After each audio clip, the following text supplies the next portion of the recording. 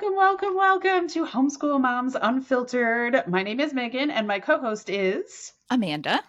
Welcome. We are not your typical shiny, everything is perfect. I am not dressed in Lily Pulitzer every day that I start my homeschool journey. Are you, Amanda? What are you? No, I wear my daytime pajamas. I change out Yes, of my nighttime pajamas into my daytime pajamas. exactly. Right. And there's so many homeschool podcasts out there that I just don't relate to, right? So we are not that podcast. We don't do that thing here. So welcome. We're so glad you're here. We thought we'd kick off with a bit of an introduction today. What do you think, Amanda? I think that's a great idea. It's our first episode, so we'll kind of introduce ourselves. So, how about you start first with just give us a snapshot of your homeschool journey to this point. Just quick, 60 seconds or less. I got this. Okay, perfect. So I always wanted to homeschool. I was one of those people that always wanted to. My husband thought that I was bonkers.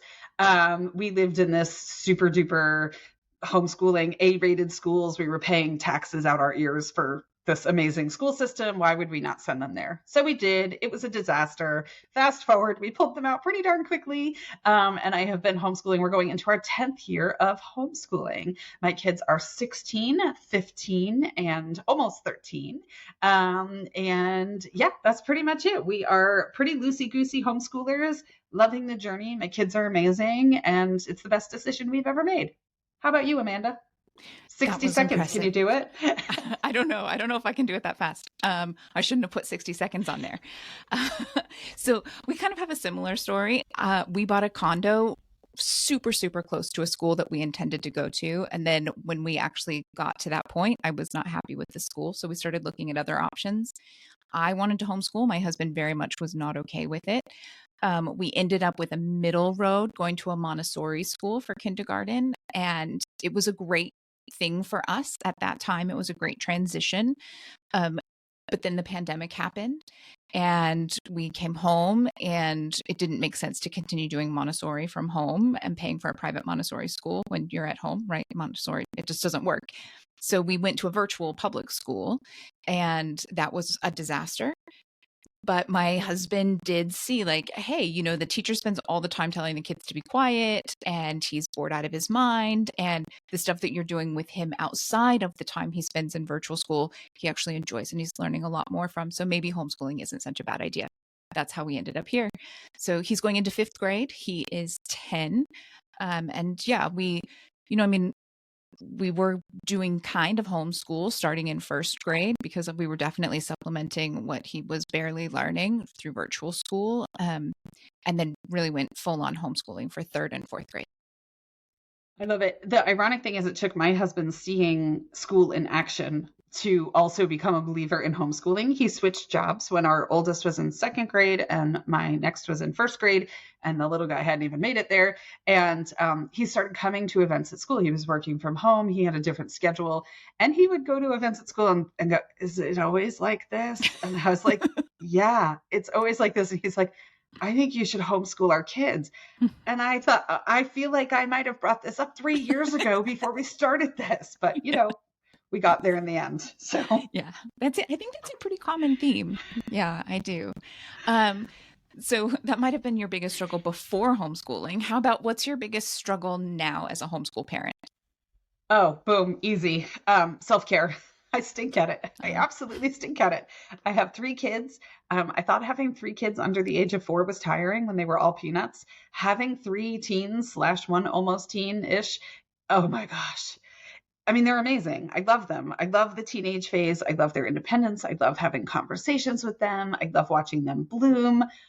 But holy cow, the problems are bigger, the emotions are bigger, the time needs are bigger. And I am, I saw this video. It was a reel that somebody, or a Facebook video, Instagram reel, YouTube short, I don't know. But it was this lady who was like, that saying, moms can't pour from an empty cup. She's like, I'm doing it. I'm doing it every day. I'm doing it all day. You can pour from an empty cup and it's exhausting. And that's me. I am constantly pouring from an empty cup. And then here I am going, hey, let's start a podcast. It'll be fun. It'll be great. I mean, my cup is empty. Why not? And so self-care, 100%. I stink at it and I know I stink at it. And then I beat myself up over stinking at it. And so it's just a whole circle. But, if anybody has suggestions, send them through on social media, right? I am all for it, right? Maybe it becomes a part of our podcast. Maybe there's a segment where we sit and breathe for 3 minutes or something. I don't know, but we all need it. How Yeah, about no, you? it's true. What's your biggest struggle? Well, we are much more academic homeschoolers. We have a lot more structure, and I think my biggest struggle is finding the challenge point. Um, like I really want to find that point where it's not just easy, but where he's actually learning and he's learning new stuff. And that's not at grade level curriculum. I can't just go by this is incoming fifth grade curriculum and expect him to be challenged. I can expect him to be bored. I can expect him to not want to do it. I can expect a lot more fights. That's not what I want, right? That's not why we're homeschooling. So that's definitely my biggest challenge. And it's different in every area, right? He's a very asynchronous learner. And so finding each of those pieces and finding that challenge point in each area, it can be a real struggle. Hmm. I think that's Yeah. so common too, that if you took 10, 10 8-year olds, almost none of them are going to be on grade level for every single aspect of typical US second grade curriculum or whatever that looks like, whatever part of the world you live in. It's just not common. Kids don't learn that way. Adults don't learn that way. It's not how our brains work. So that is really tough if you're trying to find that exact sweet spot.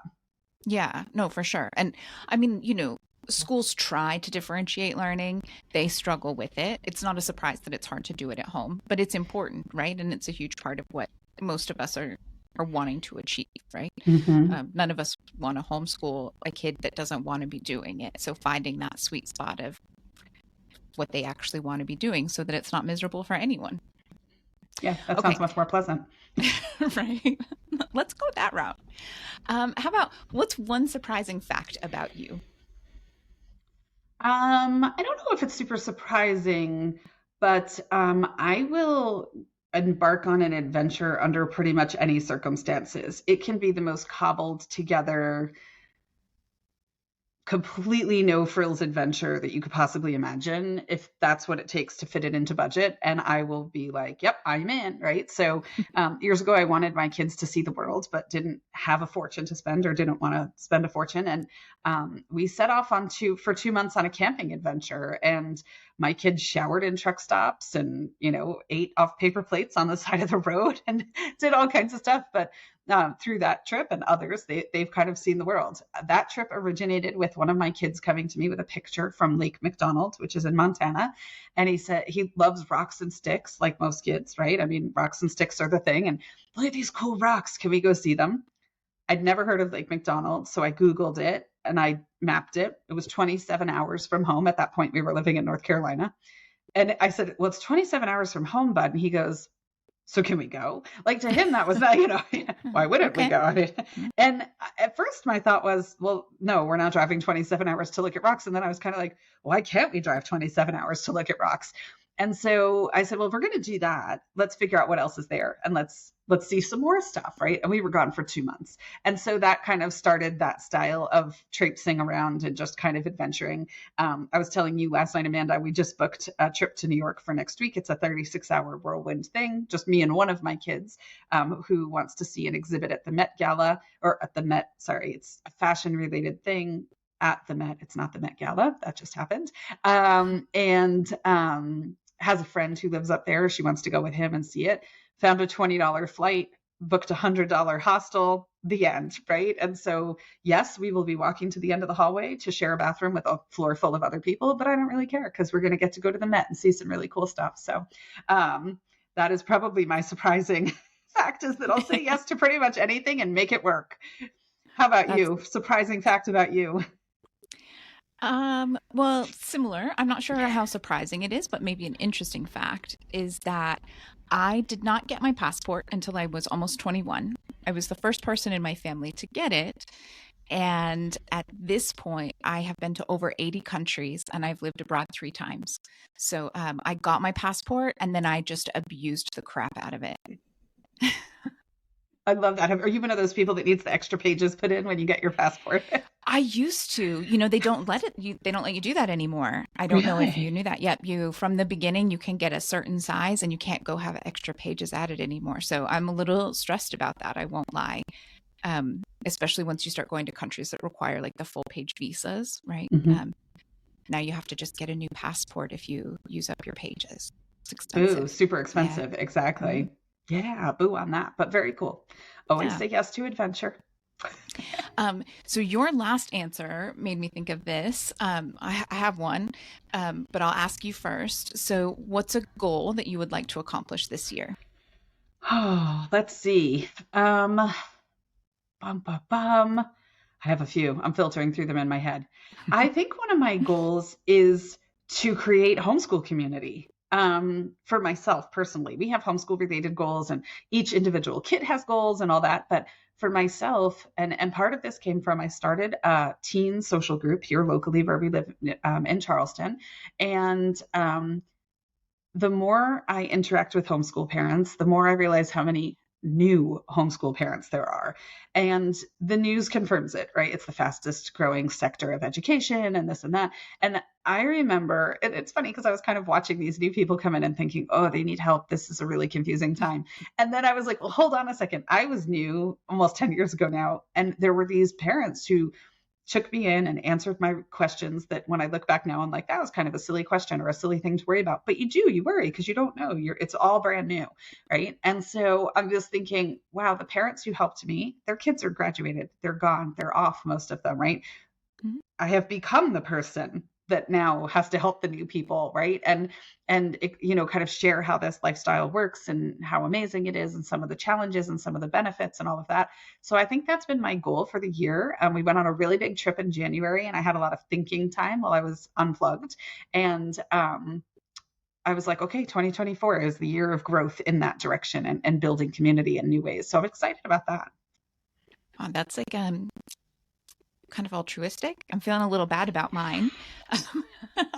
you were Never. talking you were talking about your 2-month camping trip. So one of my goals for this year is over the last few years, I have been saving airline miles. So I do a lot of points and travel hacking that way. And I have enough airline miles saved up for my kid and I to both do an around the world trip. And we're planning for it to be around 8 weeks. Um, and every time I go start looking at it, I get overwhelmed with trying to plan the stops and make it work, right? Because I'm using miles. And so it's not as simple as just like, oh, I'm going to spend a lot of money and book this. Like it's a little more complicated than that, but much cheaper with a little bit of dedication.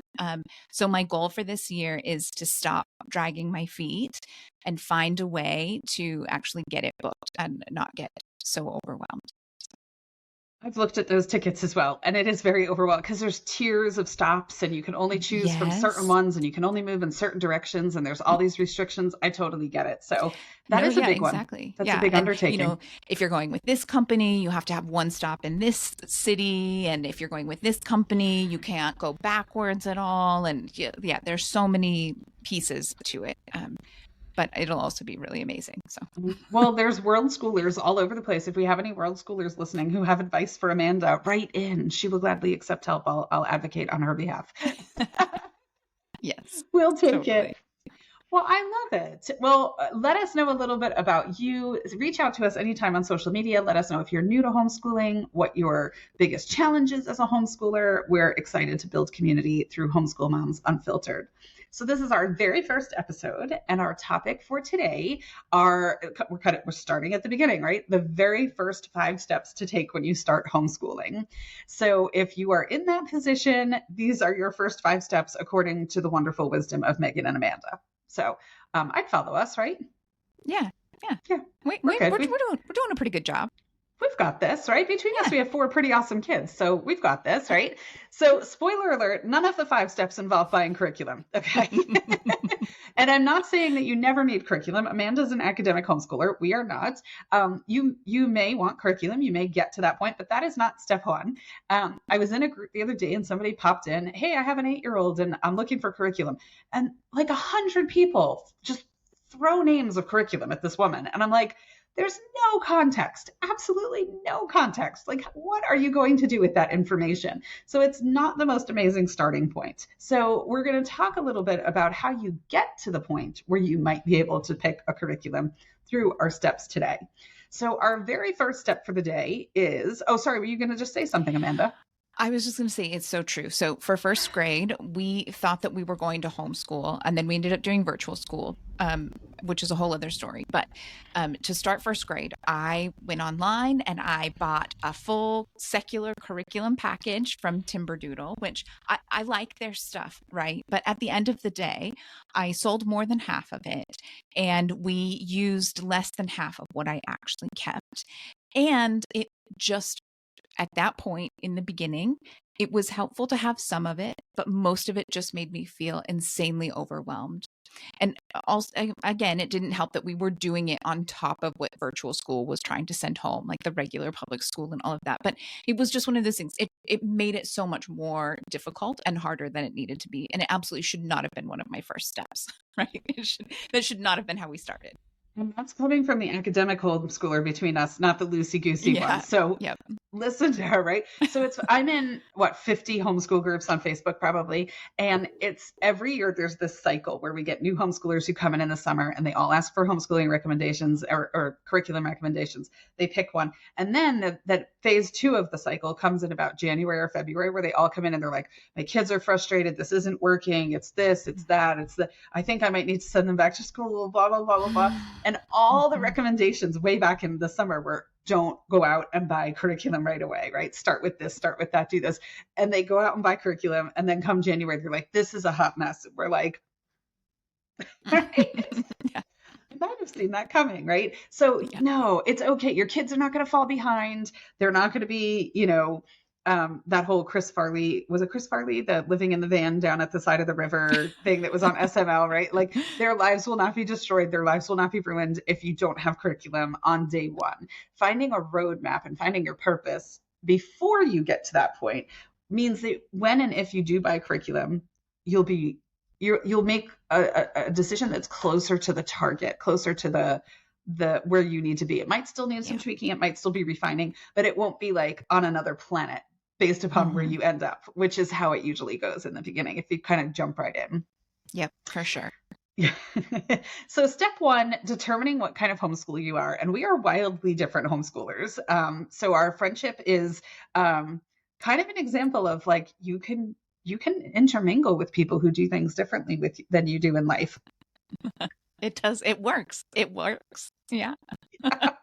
I know. Based upon trying to find a co-op, I live in the South in the United States, and intermingling of ideas and ideologies is not always welcome here. So it does work though. Look at that. Right? Yeah. I like it. So there are quizzes online. We have actually linked a couple of quizzes in the link tree that's on our Instagram page. So if you have not had an opportunity to ever take a "What kind of homeschooler are you" quiz, now's your opportunity. I took a couple in preparation for today's session. Now listen, these are not scientifically researched studies that are, they're on websites, they're opinion based. Some of them you can feel the slant when you're taking some of them, right? I took one to prepare for today's recording with treehouseschoolhouse.com, and it was like, ooh, I can feel the agenda in this quiz, right? But that's the beauty of having so many of them, is when I was a new homeschooler, I took a whole bunch of them and I kind of pulled the high points from it and pulled the trends. It's kind of like reading Amazon reviews, right? If you read Amazon reviews, you're always going to have a couple of those wild cards that are in there that make no sense. And it's like, it arrived broken, but they replaced it for me. Well, is that really a 1-star review? I don't think so, right? Things break in the mail. It's not a result, it's okay. So when I read Amazon reviews, I kind of toss out the wild cards. And so with this, it's kind of the same thing. If you take a whole bunch of the quizzes, you can toss out the wild cards and figure out what truly works for you. Have you ever taken any of these quizzes, Amanda? I definitely did, right? I'm that type. And so when I was starting, I took some quizzes. And then when we moved into full homeschooling, I took more quizzes. And then I actually took some of the ones that we are linking here for this podcast just to see where we were at with them. So now I will also give my disclaimer. So like I said, I'm a pretty academic homeschooler, and there was some jargon in these that even I didn't know or I hadn't heard of. And I was like, I don't know what brain training is, and I don't feel like I need to know it. Like, just that's not important to me. I don't know. But so beyond that, as I was going through it, I was pretty conscious of the fact, I am certain that when I answered this 2 years ago or 4 years ago, I answered differently. And that's going to happen, right? We're growing, we're evolving, and how we do things and what we do things, or what we do is definitely going to change. And I felt that a lot as I did the quizzes for kind of in preparation for this. So we've done some of the same quizzes. I'm curious to see if you came out, like 97% unschooling. I was surprised by some of the results, right? So, and there, I will say I made a couple of notes. So this one is, I made notes. This, I'm showing my age here because I printed all the results, right? I think that's like what's the cutoff for that? Like 38 plus is we're the printer people. And then younger than that, they're all looking at digital copies. I have Mhm. papers everywhere. So this one is from homeschoolon.com. And this one came out 38% unschoolers, so not 100%, which is surprising. But I've got 27% Charlotte Mason and 27% unit study.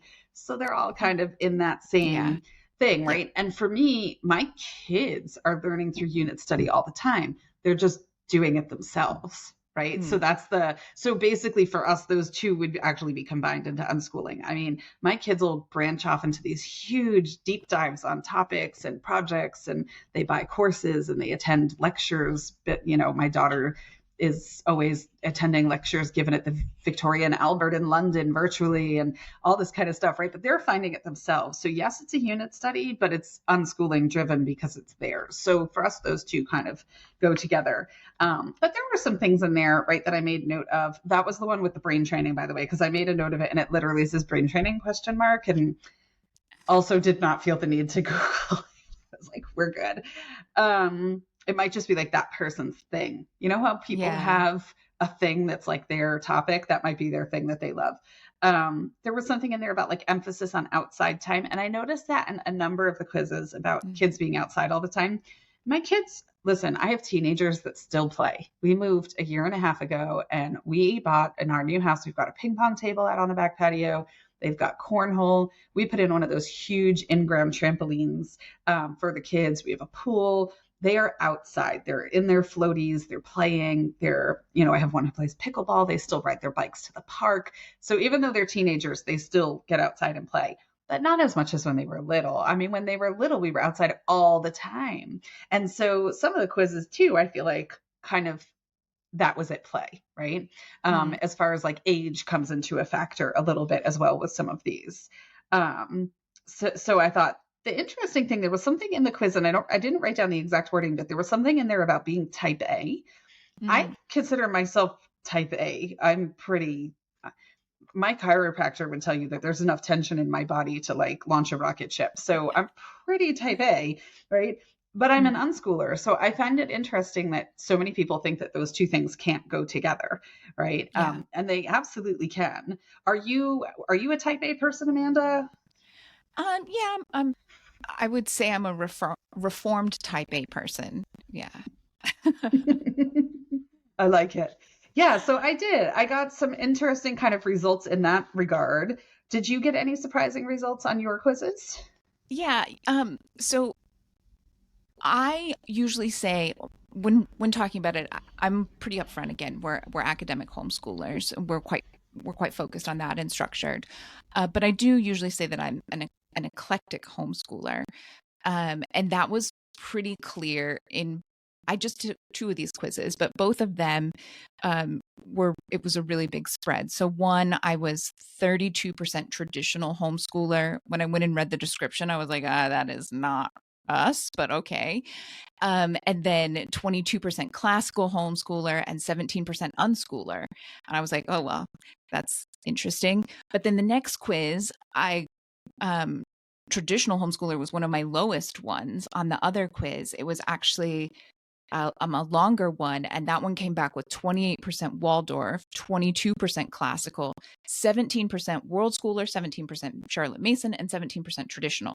Right. So I was like, well, at least it supports the fact that I'm pretty eclectic. Like we pick and choose from here and there. Everything, this works, this doesn't work, this let's try this, let's try that. And that's a big thing I think, no matter what kind of homeschooling you're doing, no matter how much planning and preparation you do, you have to remember that at the end of the day, you have to be willing to change.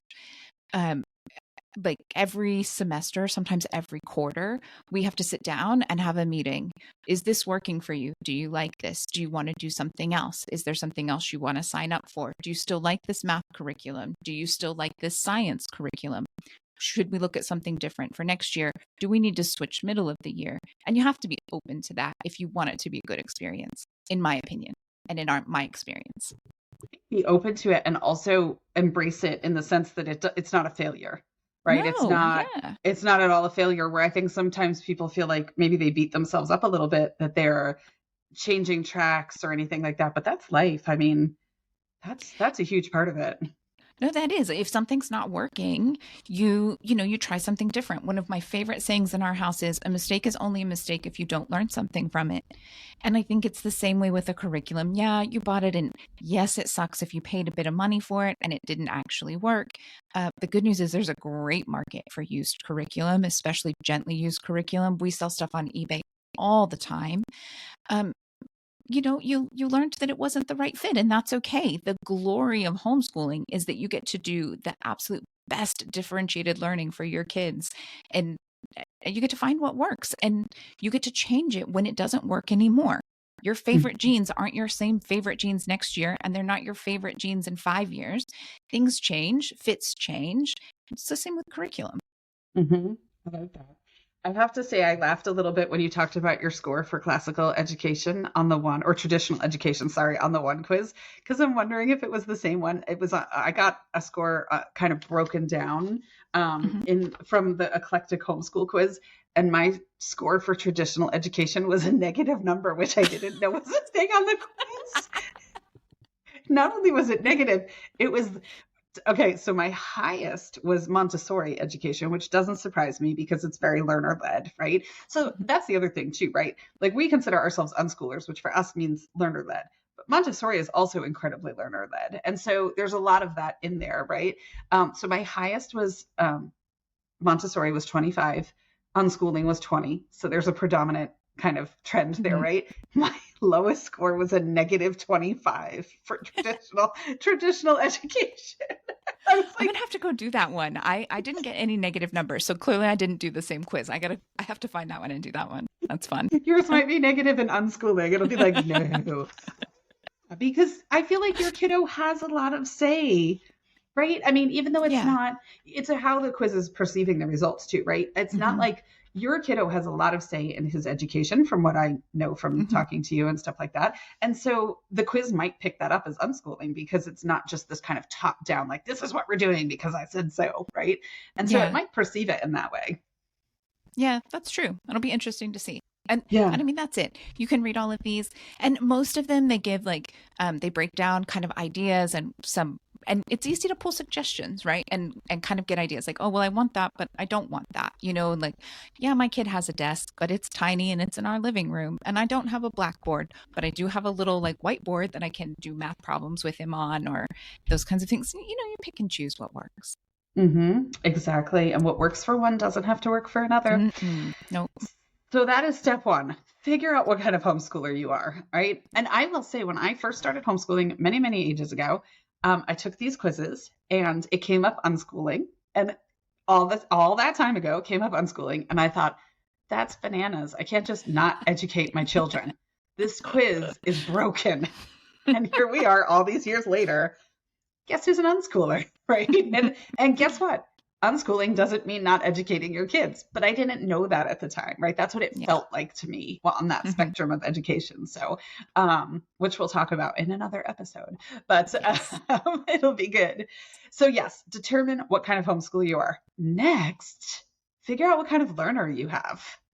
Yes. Do you know what kind of learner you have on your hands, Amanda? I actually, it makes it a little bit more complicated because he's predominantly a visual learner, but only like 35 to 40% visual. So we have to do a lot of different things, a lot of different ways. Which is, it keeps things interesting, but it does mean that I'm doing a little bit more work pulling things together. And we do have a lot more examples of, wow, yeah, he's a visual learner, but learning visually did not work for this thing or this topic. So now we need to go find, a kinesthetic way to learn this, or a way to put two things, two styles together at the same time to help make sure that he's getting it. Because um, yeah, he just uses kind of both sides of his brain. And so it makes it a little less clear. Hmm. Yeah, I had a thought we were talking about that, and then typical, like my mom brain took over and it just completely disappeared. Oh, I knew what I was going to say. When you were talking about it takes a little bit more work for you to pull things together because of that. And I was thinking when you said that, I think you're going to do that work either way. I think you're either Mhm. going to do that work pulling the stuff together to suit the way he learns best, or you're going to put that work in fighting him to do something that doesn't work for him, right? Mm. Either way, it's you're expending energy and you're still putting out effort. It's just a Mhm. matter of whether it's productive effort or banging your head against the wall type effort, Yeah. right? Yeah. And so I was like, okay, yeah, it's work, but I think either way, you're going to end up doing that work. Because I say, how many frustrated parent posts do you see in all the Oh, Facebook groups where it's like, so many. so many. It doesn't have to be that way, right? I mean, I don't Mm-mm. have to fight my kids to learn. They're happy learners, Yeah. and you're schooling completely differently than I am, and you have a happy learner. So, Yeah, yeah, he's so happy. I'm the one that's always like, I think maybe we've overcommitted. Like, is there a class that we can cut? And he's like, no, mom, no. Maybe we could cut chess, but I really like it. But if you think I need to do one less class, we'll cut chess. And I'm like, no, you don't have to cut chess, dude. If you want to play chess, you can play chess. Like, uh, yeah, I mean, he loves it. He loves what we've got going on, and he's learning a ton, right? So it can absolutely be enjoyable, and it does not have to be like leading you to drink a bottle of wine every night. yeah, exactly. Yeah, it's all good. So that is step two. We've also linked some how to figure out what kind of learner you have quizzes in our profile on Instagram.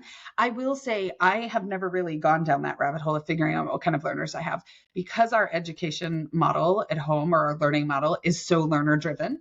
I never had to because they just naturally went towards what works for them, right? Mm-hmm.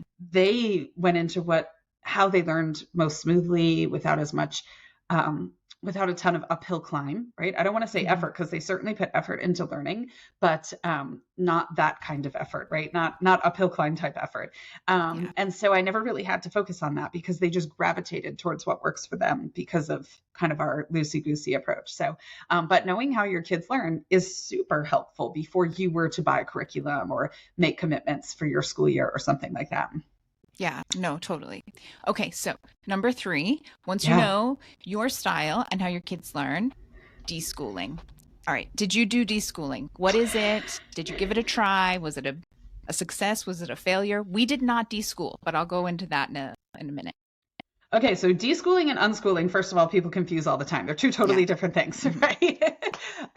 So deschooling, if you think of the DE from deschooling as like detoxing, right? Hmm. It's basically the concept is like detoxing from the public school system, from the thought process of what education should look like, what it has to look like, what is the only one path to success. All of these Hmm. things that we've all kind of been brainwashed to believe by the public education system and things like that. And so it is kind of like a detoxing of that, like reevaluating what your learning goals are, reevaluating what your homeschool life might look like. And so that's a period of doing that. The number of people who skip deschooling because they're afraid that during that period their kids will fall behind. Is that number big or small, would you say, Amanda? Oh, huge. People just dive into trying to recreate school at home. They want the schedules, the structures, and in fairness, in this current generation of people who are doing homeschooling, if you got sent home during the pandemic with virtual school, you were sent home with a color-coded schedule that said you should do math from this time to this time, and you should do PE from this time to this time. And so people think that that's how you do it at home. And I suppose if you're doing school at home, okay, sure. And if you choose to do virtual school at home, which there are plenty of great programs and there are families that works for, sure, do it that way. But that is not what homeschooling is. And deschooling is helping break that intrinsic feeling that you have to do that, right? Like that you don't have to do it that way. And you can be really successful doing it a different way. Yeah. Absolutely. So taking that time. So I will say, we needed some deschooling time. My oldest left school at age 8. He was the reason that we started homeschooling. And my original plan was actually just to pull him for the first year and then figure out what on earth I was doing and then pull the others. And I'll be honest, a huge part of the reason that I ended up pulling all of them was because after Sandy Hook, I literally couldn't hear a siren in my house during the day without wondering if my kids were hiding in a closet. Right. Mm. And I couldn't do it anymore. And so they were told that they were tornado drills, or, Mm. some other baloney. And, my daughter came home one day and they're only 15 months apart. So in school, they're one grade level apart. And she said, I was in a hallway today with Aiden for a tornado drill.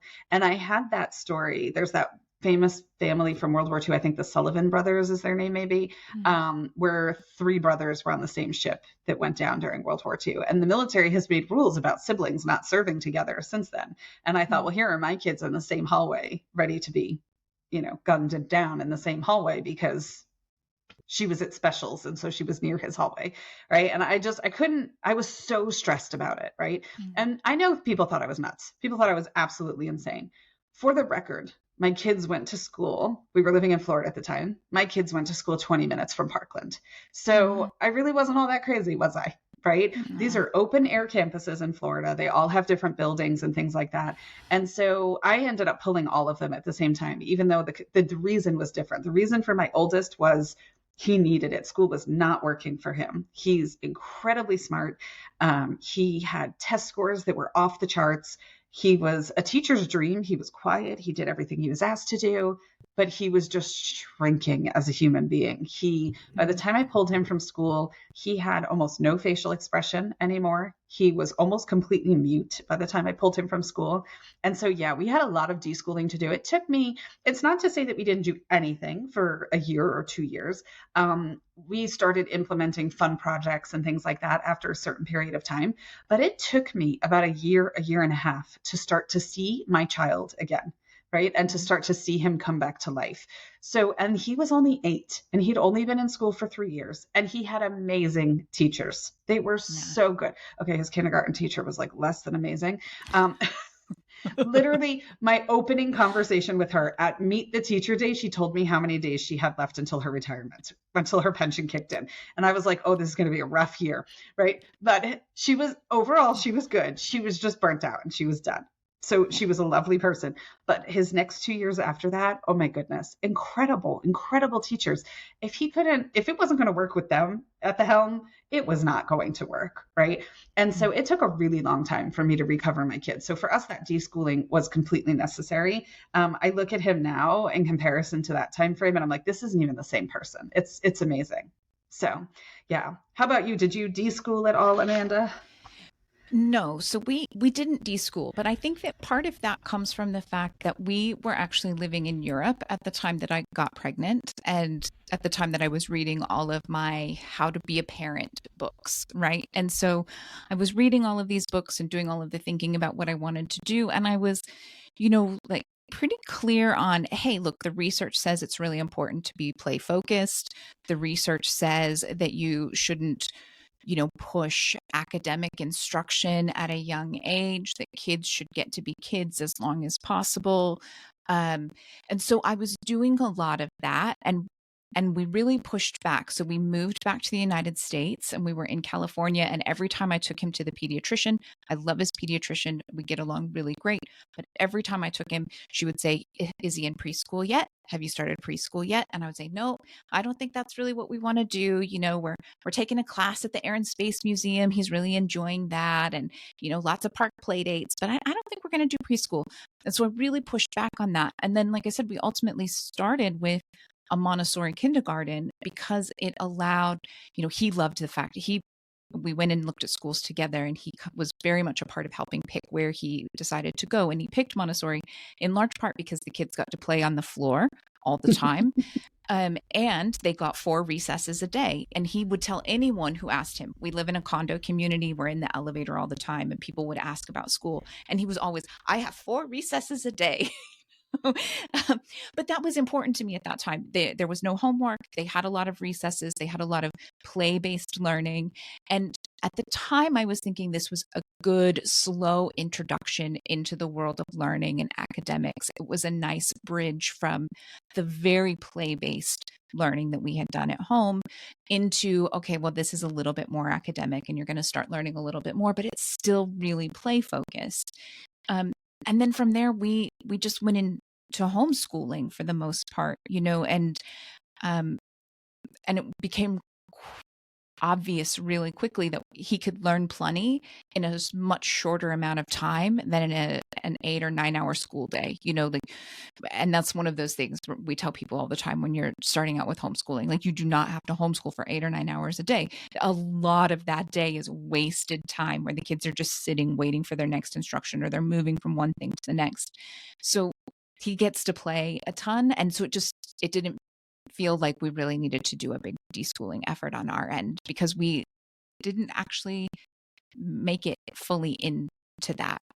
So That makes perfect sense. Yeah. I yeah. mean, but I think the average people that we see coming into groups now are homeschooling. I feel like more people are coming to homeschooling now, less because they feel super called to do it or because but more out of necessity, right? It's Mm-hmm. like it's not going well. My child is Yeah. not being served. My child is neurodivergent. The school doesn't know what to do with my kid, this, that, and the other thing. And so there's baggage in those Mm-hmm. conversations that are coming. And so those are the times where deschooling becomes super duper important, I think. Yeah. No, especially when it's after that first failed IEP or 504 meeting, because that's not going to happen until second or third grade most of the time. And you have that meeting and you're like, oh my God, what is happening here? Like, these people do not understand my child. They do not, like, we're talking two totally different languages. I don't think that this works. And yeah, I mean, if you are coming into homeschooling after that, you really need to take a step back, because everyone in your home is frustrated at this point. No one is happy and no one is in a good place. And so, Yeah. take that time to figure out how to actually enjoy learning. I mean, I suppose it's not everyone's goal, but I think that the vast majority of homeschoolers, they want their kids to actually enjoy learning and enjoy the process of acquiring and accumulating knowledge, just because it's fun, right? It's Hmm. fun to know stuff. And it's hard to get there if you jump straight from elementary school or middle school or high school right into homeschooling. Hmm. Absolutely. I completely agree. Yeah. So super important. Your kid will not fall behind. The concept of behind is completely erroneous anyway. Someone made that up and it gets regurgitated. It's not a thing. Behind Yeah. who? Behind what? Right? Take the Yeah. break. They need the break. I mean, I'm seeing posts. So we're recording this May 8th, right? I'm seeing posts now in Facebook groups saying, if I pull my kid today, how do they finish the second grade to move on to the third grade? I'm like, they're done. They finished the Yes. second grade. They're done. Right. That's not how That's homeschool. it. It's all field trips and picnics and trying to shove crap in that they're gonna forget over the summer anyway. Like, don't it's fine. They're done. You're officially done Yeah. with the second grade, right? Yeah. Move on. Yeah. Take a break. Worry about this later. Okay, but pull your Yeah. kid now. If things aren't going well, pull your kid. Yeah. So deschooling is essential for most people, but I agree in your situation, Amanda, it didn't really make sense. So yeah, absolutely. Okay, getting familiar with what's required. And this will depend on where you live. I have homeschooled in 4 states, some of them more flexible than others. Thankfully, most of them all pretty flexible. I've not homeschooled in New York, Pennsylvania, some of the ones with the high control laws, as the homeschoolers say. So I've always been in the Southeast, which is a pretty free area of the United States for homeschooling. But depending on where you are in the US, Canada, the world, your homeschooling laws will differ a bit. So figuring out what the law is step one, right? That's a really important step in this 5-step process, figuring out what the law is. What I will say is go online and read the law. Important, right? You should always read the law Mhm. firsthand for yourself. But then ask homeschool moms in your state or homeschool parents in your state, because they tend to write the laws in a way that sound really complicated. Have you had that Mhm. experience, Amanda? Do you find that to be true? Yeah, and intimidating, right? There's a lot of Yes. jargon and legalese, and it makes it seem like, oh, I can't, I don't know, like I'll just, and how am I going to pull him out of school? How do I officially? I don't want to get in trouble, right? ask moms who are already doing it in their, a region group or in your actual town or city, depending on how common it is. They will be able to tell you, like, well, obviously don't break the rules, right? Don't break the law. You see it. I don't know if you see it in your groups. Maybe you're loosey goosey enough that you don't see it. Here in Southern California, we see enough posts where people are like, well, you can get around this by doing this and you can do this. And it's like, no, no, no, no, no. Don't do that. Like we have the freedom, like there are options. Just pick the option that works the best. Like don't break the rules. Um, but it doesn't have to be that complicated. You're absolutely right. No, and even so, it was funny because at one point my husband has been transferred a lot, which is why we've homeschooled in 4 states. And so at one point there was talk of New York, which strikes fear in my heart coming from the South because it's a much more regulated state. And even then, I talked to a friend who's a homeschool mom in New York, and she said it's not as complicated as people make it out to say. It's not. I will help you. You'll come over. I will help you. I'll help you with the paperwork. It's not as hard as they make it sound. I remember when we lived in North Carolina, the rules, there was a page of laws, right? And then there were recommendations from the Department of Non-Public Education. They're not laws. You don't have to follow them. And people were getting so twisted up about these recommendations. And I'm like, they're not laws. You do not have to follow that. That's just them telling you what they think. And not for nothing, but if you're leaving the public education system because it's not working for you, I'm not taking any of their stuff with me, right? I mean, really not. I'm starting from scratch here, and so you don't have to follow the recommendations. So having somebody else kind of work through it with you is tremendous. I mean, I've homeschooled in Texas where there's no regulation whatsoever. I homeschooled in Florida where we would do a portfolio review where you have the option of an umbrella school. Now I'm in South Carolina and we have these accountability associations, which quite frankly, I think are pretty dumb, but that's the rule. And generally speaking, they leave me alone. So I'm rolling with it. I didn't really have a choice. We got sent here. And so I'm registered with an accountability association. What's charter life like in California, Amanda? Yeah. So in California, you can register independently and do a PSP, I think is what it's called. You can also register under another smaller school, pay a small fee, and they'll do all of that registering for you, and then you homeschool independently. But we also have this pretty unique program with public charters that allow for homeschooling. And so that's what we're with. And those public charters are set up a few different ways. They are still considered public schools. They are free to join, but because it's a public school, you do have to do state testing, and you do have to do like quarterly or maybe semester assessments so that they can keep tabs on how the kids are doing and if they're learning as they go. Now, the trade-off for those kinds of things is well, you do also have an oversight teacher that you meet with once a month, usually. The trade-off for that is that you get funds, right? You get usually anywhere from $3,000 and up to spend on extracurricular classes or curriculum or piano lessons, those kinds of things. And for people who are more academic homeschoolers like us, you might appreciate the fact, like our school that we're signed up with, we get free SEL classes, we get free art classes. They host field trips all around the state, and we can join those. They do overnight trips. They have all kinds of things, right? And so we can join those even though we're homeschooling. There is an option through our school to do a hybrid program where you are virtual a couple days a week and then you're homeschool a couple days a week.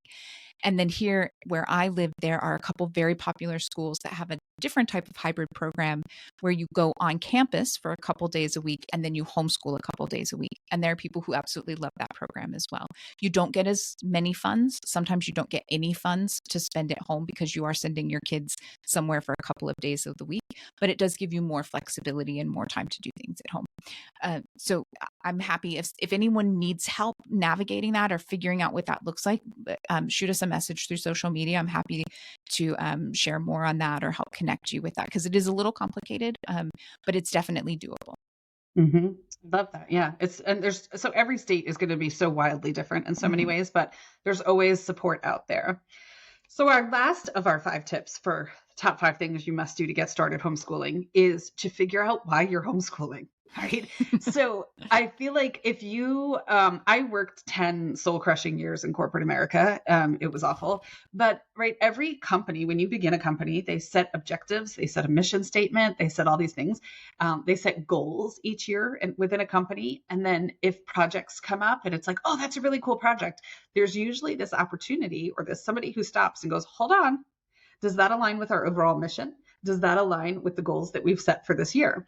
And so I feel like even though I am not a proponent of working in, big necessary for me, it was not a fit, right? But I did carry that concept of having kind of culture and having objectives and goals and things like that home into our homeschool life.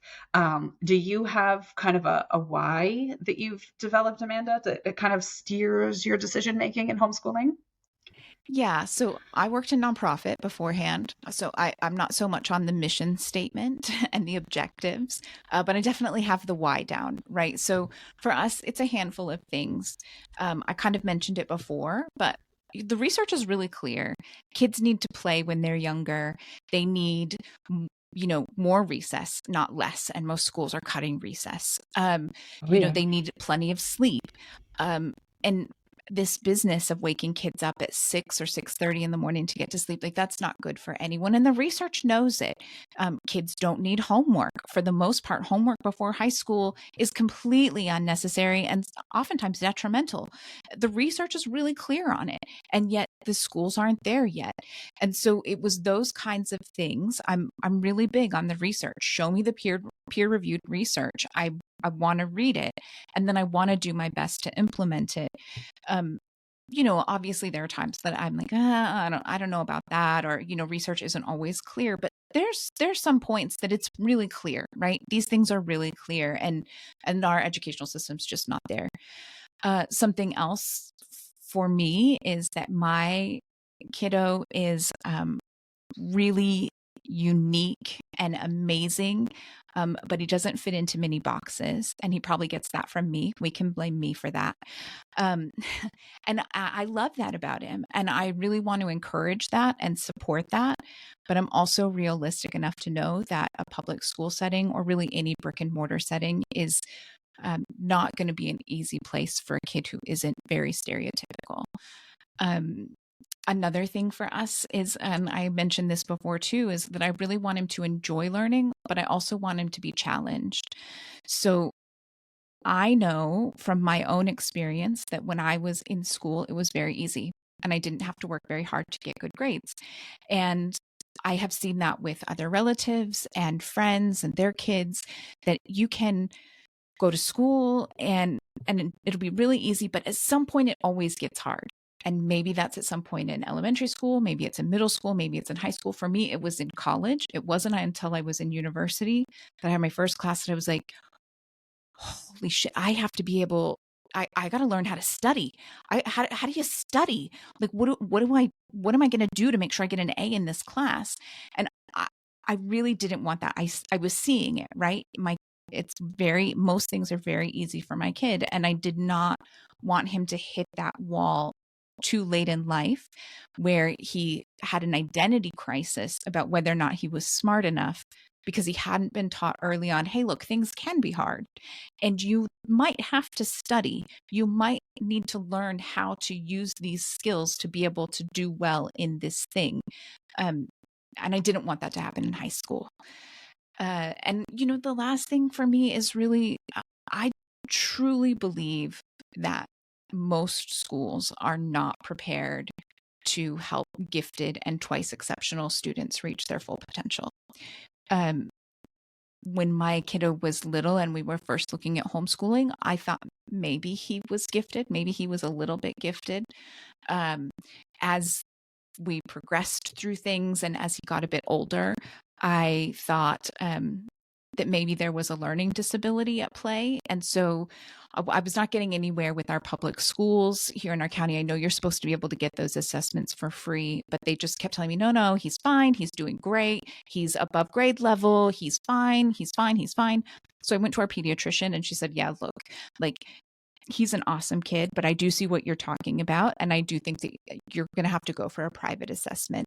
So here's someone that I recommend. She's been doing it a long time. She's a great advocate. This is someone who I really recommend for learning disability assessments. And we went there and we found that not only did he have a learning disability, but he's also very gifted, and that it doesn't always come through in written assessments and testing because of his learning disability, which is really common, right? If you're twice exceptional, it is incredibly common for your state testing and assessments to not look great because your learning disability makes it hard for you to process information that way and under those circumstances. And so I just really believe that most schools are just completely unprepared to help students with those specific struggles. Mhm. So Love that was a that. lot, but there you go. Those are my whys and how we ended up Yeah. here. Yeah. But I think it's important because I'm in groups and I'm guilty of it too. Hey, I mean, I have a book on my desk. I ordered these 2 books the other day just because somebody shared them and said, hey, these are fun, right? Do they align with any sort of goals or objectives? No, but they looked fun and I ordered them. It is literally a book about it's American history told from the perspective of a chicken. And I just thought, how can I not buy this book? I just want to read it for myself. I don't really intend to incorporate it in our homeschool lives, but that it was shared in a homeschool group, right? And so I feel like you go into these homeschool groups on Facebook and people are constantly throwing resources out and they're like, this is amazing. That's amazing. We loved this. This worked for us, which is great. That's awesome to share. But if you don't have your why clearly defined, it's really easy to become like a squirrel that's seen a shiny object, right? It's like, Yes. oh my gosh, right? And your poor kids end up with whiplash because you're trying everything. And Yeah. most of it doesn't really support or align with what you're overall trying to do. Mhm. So it's ironic because your final one is my first one, right? Not that I don't think yours were like ranked in any particular order necessarily, but the Yeah. top of my list is I wrote mine out a little bit harsher than you verbalized yours, which says, mine says specifically in my notes, neurodiverse minds are made to feel less than or ostracized in traditional schools, right? That kids who think differently, who process differently, who function differently are they're a nuisance. They take up more time. They take up more resources. They get pulled out. They end up being bullied, right? All of this stuff. And it's like, to your point about research and all this other stuff, the school system is generally not prepared to handle them or know what to do with them, right? And my kid was in a very, I remember, so it was funny you brought up the IEP meeting before. That was the nail in the coffin for us in public school, was that IEP meeting. And I remember sitting there with all these people who are experts in the field of education. And they were like, well, he tested, I mean, some of the test scores that he tested were the highest test scores they had seen, and this, that, and the other thing. But he can't tell time. I'm like, so we're not going to help him because he can't tell time? I don't understand what's happening here, right? And it was just, I felt like I was on like a hidden camera reality show. I was like, what is happening here, right? And it turns out that he, just needed a little more time. He can tell time now. He's 16. He gets everywhere he needs to be on time. We're good, Yeah. But they just didn't know what to do with that sort of asynchronicity, and they were completely baffled by it. And I was like, we're done here. I didn't like starting every day feeling like I'd been shot out of a cannon, right? I had 3 kids to get ready and get out the door. And I felt like I barked at my kids too much in the morning. It was like, they'd be eating bread. And to your point about needing sleep, they were freaking tired, right? I mean, you're pulling them out of bed. They're exhausted. They need to eat their breakfast and be out the door at a certain time. And it was like, come on, another bite, another bite, another bite. Because they're going to be hungry in school if they haven't eaten. Okay, you should have your shoes on. Why don't you have your shoes? Where are your shoes, right? Who wants to Don't start forget the your day? socks. Right. Who wants to start the day like that every day, right? It was just, I hated it. They didn't like it. I mean, they didn't express that they didn't like it, but you could tell by their lackluster start to the day that they were like, ugh, right? It was not pleasant.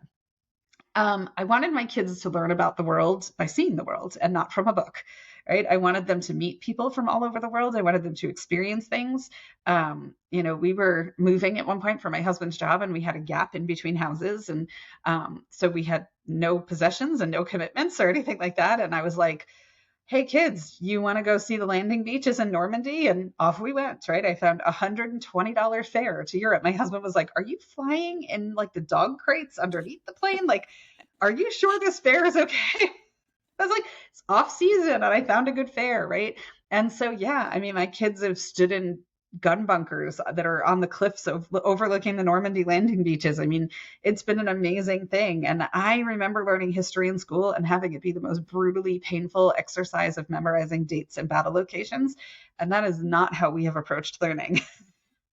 um, my list is pretty brutal, Amanda. Sorry, I really didn't sugarcoat my list at all. I'm literally reading off my notes that I prepared for our session. I'm not delusional enough to think that hiding under your desk with your hands over your head deflects bullets, right? I don't think that works. It's not really proven to be very effective so far, and no one else is protecting my kids, and so I will.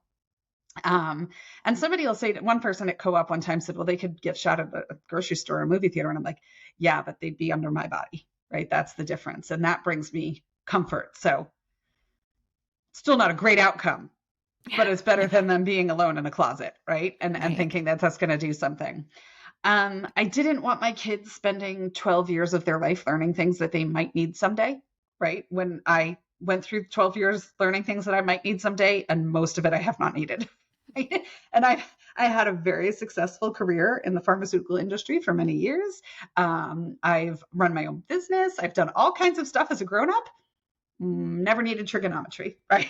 It's just never come up once. So I wanted to be able to have a little bit more control over how they spent their days and making sure that that they were able to have input into their education and that they were doing things that they felt were valuable and that I knew from living grown-up life might also be helpful for them.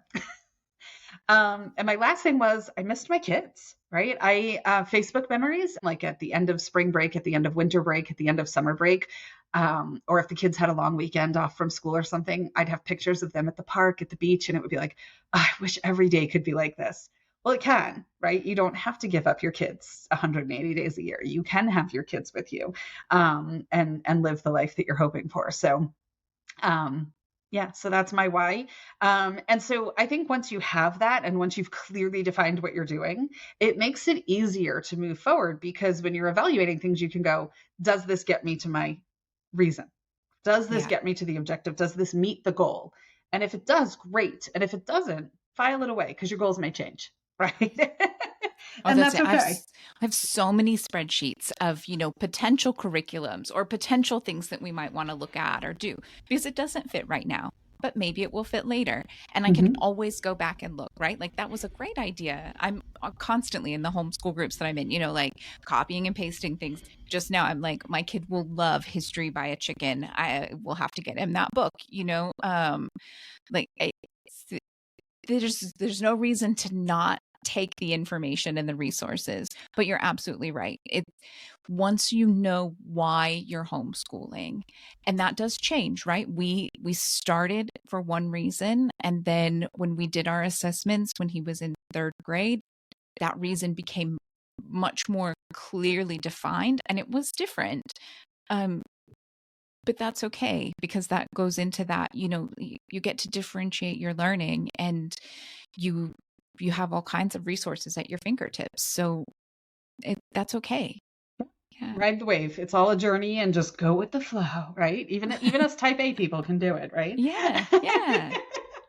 All right. So we have some segments that we've designed for our podcast. This is our very first episode, but we have some segments that we've designed. Now, we kind of have designed this podcast. Our why for our podcast, right, is that we are not the perfect shiny podcast where we hide errors or we hide messes or, we never talk about something that's stressful or unpleasant. We do all that stuff, right? So here's what I'm going to tell you. Before I came into the platform that we're using to record this, and I uploaded our little jingles that we created to introduce the segment, and I labeled them all so we would know exactly which one was which. But then apparently when I closed it out and reopened it, the labels have disappeared. So I'm going to play the jingle that I think is the student spotlight jingle, which is today's segment. But it's going to be a bit of a gamble because I think I'm going to hit the right button, but I don't know. And so I'm going to have to figure out how to relabel these before we record episode number 2. So here we go. Let's see if it's student spotlight. We'll find out. Messy moments. No. Where homeschooling mishaps become our favorite stories. Not at all, right? Okay, so totally I could edit that out. I could replay it, but that's not our why. So I'm leaving it. This is a messy moment. We'll leave it and we'll move on to student spotlight. Exactly. So our student spotlight, I love this one. It came in from a contributor named Susan, and I'm so excited about it. Susan says, when my oldest was in public school for 3rd grade, they were in the gifted program. At the end of the year, they had to dress up and march in a culture parade. My kid nearly crumbled from the pressure and anxiety and asked to quit the entire program rather than do it. That was our last year in public school. Yesterday, that same kid, now 14, stood in front of an audience and performed an entire solo song for their homeschool fine arts program recital, smiling big the whole time. This is what homeschool has given us: confidence and a community that cheered and supported every kid that got up on that stage yesterday, no matter what. Afterward, my kid was so proud of themselves and declared it the best day ever and started a list of songs for the fall recital.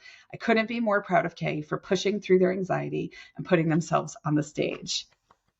Yeah, that's amazing, right? Yeah. And this is a perfect example, right? Literally, this is part of episode 2, so I won't go into it, but the statistics are there, the research. I'll go back to, well, I read research. I say it all the time in my real life.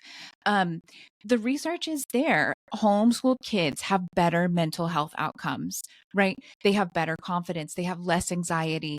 And this is such an awesome example. We couldn't have asked for a better segue. And I know she didn't know what any of our episodes were going to be or what we're going to talk about the next time or any of that, but it's so true. It's so accurate. And I mean, if that doesn't make you feel good, like that doesn't, I mean, the world needs more stories that just make your heart feel warm and fuzzy. I love that. I know. I'm super excited for their whole family as a result of that. Because, even as a mom, right, I'm super proud of the kid and I'm happy for the kiddo. But then on top of it, it's like, as a mom, that relief that you feel when things are churning and it's working, right? It's like, okay, things are going to be okay. We've got this, So I'm super happy for all of them.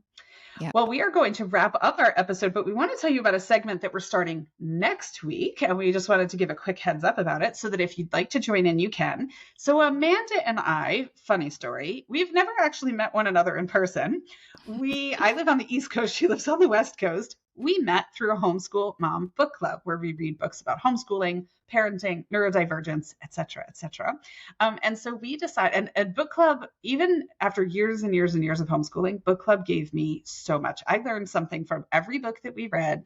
I took things away. I grew as a homeschool parent. So we've decided to incorporate book club into our podcast. The first book we'll be reading is Teach Your Own by John Holt and Pat Faranga. I will say the original, it's a revised edition, right? The original was written in 1981. There is some dated language in it. We are aware of that. We acknowledge it. We will acknowledge it during our session. It's not a lot, but there's little glimpses here and there where you go, oof, we don't say that 45 years on, thank goodness. Right? Yeah.